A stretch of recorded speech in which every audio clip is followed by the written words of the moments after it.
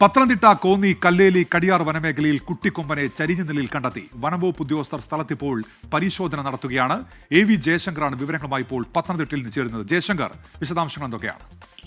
അതായത് ഉന്മേഷ, കോന്നി കടിയാർ വനമേഖലയിൽ അല്പസമയം മുമ്പാണ് ഒരു കുട്ടിക്കൊമ്പനെ ചെരിഞ്ഞ നിലയിൽ വനം വകുപ്പ് ഉദ്യോഗസ്ഥർ കണ്ടെത്തിയിരിക്കുന്നത്. ഉദ്യോഗസ്ഥർ നിലവിൽ ഈ ആനയുടെ ജഡം പരിശോധിച്ചു കൊണ്ടിരിക്കുകയാണ്.